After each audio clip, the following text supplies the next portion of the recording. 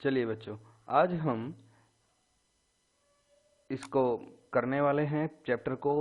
और ये आज हम देखने वाले हैं सीबीएसई बोर्ड के अकॉर्डिंग।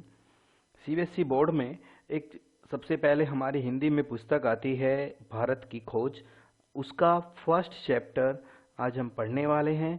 ये एनसीईआरटी है और एनसीईआरटी में इसके क्वेश्चंस बार बार पेपर में पूछे जाते हैं।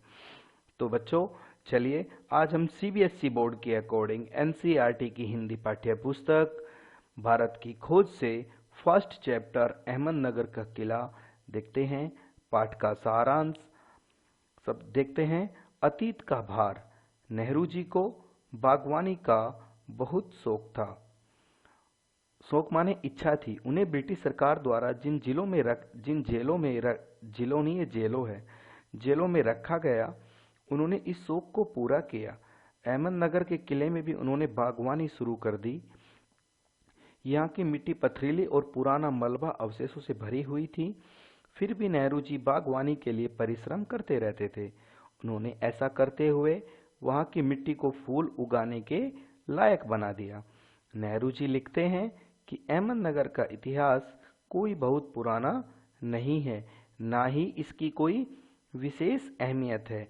इस किले से जुड़ी चांद बीबी नामक साहसी महिला की कहानी प्रसिद्ध है और इस महिला ने अकबर की शाही सेना के विरुद्ध अपनी सेना का नेतृत्व किया और उसकी हत्या उसके अपने ही आदमी ने कर दी थी। तो चलिए बच्चों, और नेक्स्ट देखते हैं। जेल में बागवानी के लिए खुदाई करते समय नेहरू जी को जमीन की सतह के काफी नीचे पुरानी दीवारों के हिस्से, गुंबद और इमारतों के ऊपरी हिस्से मिले। जेल के अधिकारी आगे बढ़ने की अनुमति नहीं देते थे, इसलिए उन्होंने कुदाल छोड़कर कलम उठा ली। उन्होंने देश के आजाद होने तक लिखते रहने का निश्चय किया। इसके लिए कर्म का अनुभव बहुत जरूरी था। वे पैगंबर बनकर भविष्य के बारे में लिखने में तो असमर्थ थे, परंतु अतीत के बारे में किसी भी इतिहासकार या विद्वान की बात लिखने में भी सक्षम नहीं थे, परंतु वे वर्तमान विचारों और क्रियाकलापों के साथ संबंध स्थापित करके ही उसके बारे में कुछ लिख सकते थे। ये बार बार क्वेश्चन आता है कि गेटे के अनुसार इतिहास लेखन अतीत के भारी बोझ से किस सीमा तक राहत दिलाता है। नेक्स्ट देखते हैं। अतीत का दबाव। मस्तिष्क पर अतीत का दबाव मनुष्य के मस्तिष्क पर सभ्यता और संस्कृति की जो छाप रहती है, उसके दबाव उसे अच्छे और बुरे दोनों रूपों में प्रभावित करता है। जो लोग अपनी प्राचीन सभ्यताओं से जुड़े हैं, उनकी सभ्यता जब विकृत होती है तब वे जल्दी ही विचलित हो उठते हैं। क्या है विरासत? नेहरू जी सोचा करते थे कि आखिर उनकी विरासत क्या है, वे किन बातों के उत्तराधिकारी हैं।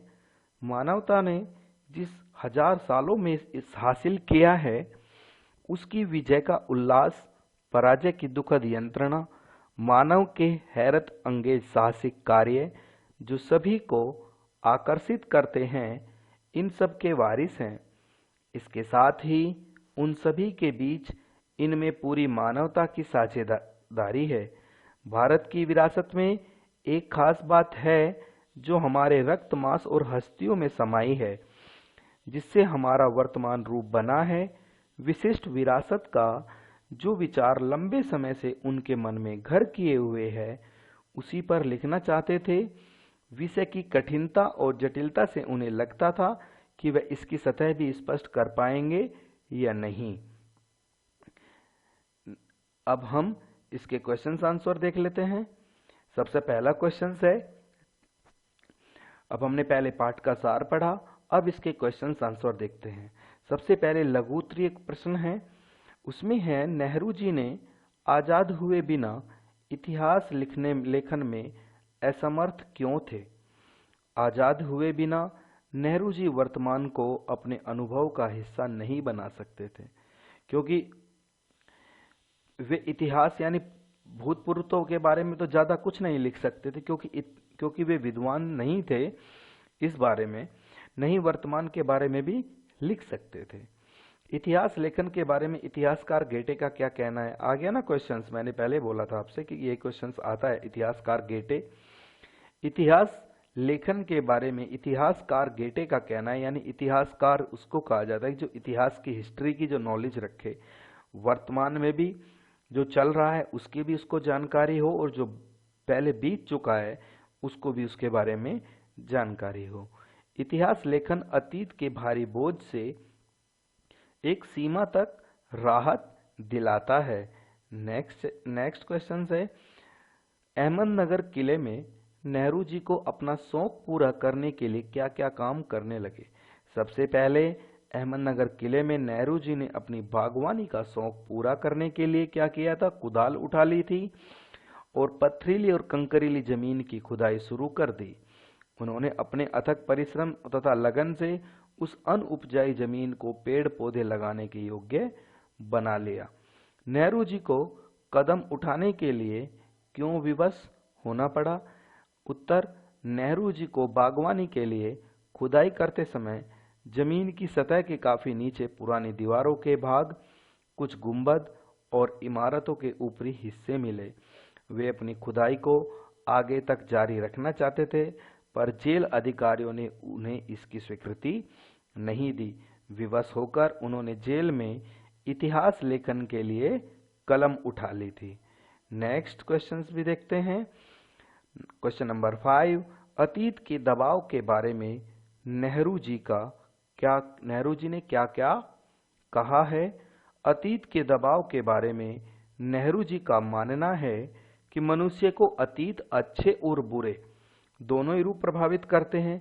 यदि हमारा अतीत अच्छा हो तो हमें खुशी महसूस होती है, किंतु यदि अतीत ही हमारा संतोषजनक हो तो दम घोटू हो जाता है, यानी हमारे साथ अगर कुछ बुरा बीता है और हम उसे जब भी याद करते हैं तो हम परेशान हो जाते हैं, हम विचलित हो जाते हैं। तो इसीलिए अतीत हमारा, आज हम अच्छा करेंगे तो उसको बाद आज हमने कुछ गलत किया उसको 10 साल बाद सोचेंगे या ये तो हमने गलत किया है। तो वही होता है अतीत, माने पुरातन, हमारा जो समय बीत चुका है उसके लिए अतीत। ठीक है, तो उसको अतीत के दबाव इसीलिए तो होता है कि अतीत का दबाव जो हमारा देश क्या है कि हमारा देश गुलाम हो चुका था अंग्रेजों का। तो उस समय ये आज़ादी की बात थी। आज़ादी के बारे में तो नहीं लिख सकते थे क्योंकि अभी आज़ादी मिली नहीं थी। उस समय ये लिखी गई है, और जब आज़ादी मिली नहीं तो हमें कैसे लिख सकते हैं कि हमारा देश आज़ाद हो गया है और हमने कैसे कैसे आज़ाद किया, क्योंकि आज़ादी अभी हमें प्राप्त नहीं हुई। और नेहरू जी जवाहरलाल नेहरू जेल में है, तो वे जेल में उन्होंने पहले बागवानी शुरू की। बागवानी वे नहीं कर सकते थे क्योंकि नीचे पथरीली जमीन थी, और जब नीचे पथरीली जमीन हो तो उसमें पेड़ पौधे हम कैसे लगा सकते हैं। तो नेक्स्ट क्वेश्चन है, नेहरू जी अपनी विरासत किसे मानते थे, यानी मेरी विरासत क्या है, मेरे पास जमीन जायदाद, मेरा धन, जो मेरी विरासत है वो क्या है।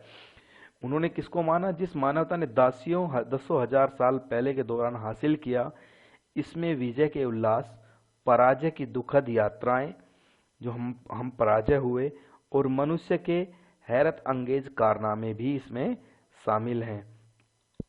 चलिए दीर्घ उत्तरीय प्रश्न ये भी इनमें भी देखते हैं। नेहरू जी के अनुसार भारतवासियों की विरासत की क्या विशेषता है? नेहरू जी के अनुसार भारतवासियों की विशेषता यह है कि कोई व्यक्ति उसे एकदम से अलग नहीं होता। भारतीयों पर एक बात विशेष रूप से लागू होती है जो उनके रक्त, मांस और अस्थियों में समाई है, अर्थात भारतीय एक रहने में विश्वास करते हैं कि सभी भारतीय भाई एक साथ मिलकर के रहेंगे। ये नेहरू जी का मानना था और ये भारतवासियों की विरासत है, उनके अंदर ये काबिलियत है। चांद ने नेहरू जी का स्वागत किस प्रकार किया था? चांद के निकलने से नेहरू जी क्या अनुभव करते थे? Very important questions. ये सभी क्वेश्चंस आपको अपनी नोटबुक में लिखने हैं और उसके लिए भारत की खोज की एक नोटबुक बनानी है और ये सभी क्वेश्चंस उसमें आपको लिखने हैं। चांद ने नेहरू जी के स्वागत को किस प्रकार किया था? चांद के निकलने से क्या अनुभव करते थे? नेहरू जी जब अहमदनगर किले में आए उस समय आकाश में झिलझिलाते दूज के चांद, यानी दोज का चांद होता है, उनका स्वागत किया, और तब से शुक्ल पक्ष के इस चांद का हर महीने जब जब उदय हुआ, नेहरू जी का एक माह बीतने का अनुभव होता गया। उनके बंदी जीवन का सहचर चांद उन्हें यह याद दिलाता रहा कि कि हर दुखद समय के बाद सुखद समय जरूर आता है। ये तो हम जानते हैं, आज हमारे पास दुखी है तो कल को हमारे पास ऊपर वाला ईश्वर सुख भी हमें जरूर देता है। ये तो जानते ही है ना सभी कि क्या मानते हैं कि अगर आज हम परेशान हैं तो कल को हमारी परेशानी ऊपर वाला स्वयं ही दूर करने की कोशिश करता है, चेष्टा करता है। ये भगवान की विशेषता है। चलिए आगे देखते हैं। लास्ट क्वेश्चन से चांद बीबी कौन थी, उनसे संबंधित कौन सी घटना याद की जाती है? चांद बीबी अहमदनगर की एक महिला शासिका थी। उसने किले की रक्षा के लिए अकबर की शाही सेना के विरुद्ध अंतिम साहसपूर्वक युद्ध किया था और वह अपनी सेना का नेतृत्व भी करती थी। अंत में उसकी हत्या उसके ही अपने एक आदमी ने कर दी थी। चांद बीबी कौन थी? चांद बीबी अहमदनगर की एक महिला शासिका थी। उसकी संबंधित घटना कौन सी याद की जाती है कि उसने अपने किले की रक्षा करने के लिए क्या किया था? अकबर की शाही सेना के विरुद्ध अंतिम साहसपूर्वक युद्ध किया था। तो इसलिए चांद बीबी को याद किया जाता है। तो बच्चों, ये आज आपने पढ़ा, आपका अपना, आज हमने देखा कि आज आपने जो पढ़ा है वो सीबीएसई के अकॉर्डिंग एनसीईआरटी की भारत की खोज का फर्स्ट चैप्टर कंप्लीट किया और उसके क्वेश्चन आंसर्स देखे, आपने पाठ का सारांश भी देखा। तो बच्चों, यह वीडियो आपको पेपर में बहुत काम आएगी। इसके क्वेश्चंस को आप याद करें, लिखें। इन क्वेश्चंस में पेपर में पूछे जाने वाले हैं। तो बच्चों, नेक्स्ट चैप्टर के लिए नेक्स्ट वीडियो आप देख सकते हैं। हंसते रहिए, मुस्कुराते रहिए, घर में रहें, सेफ रहें। Thank you very much. जय हिंद, वंदे मातरम।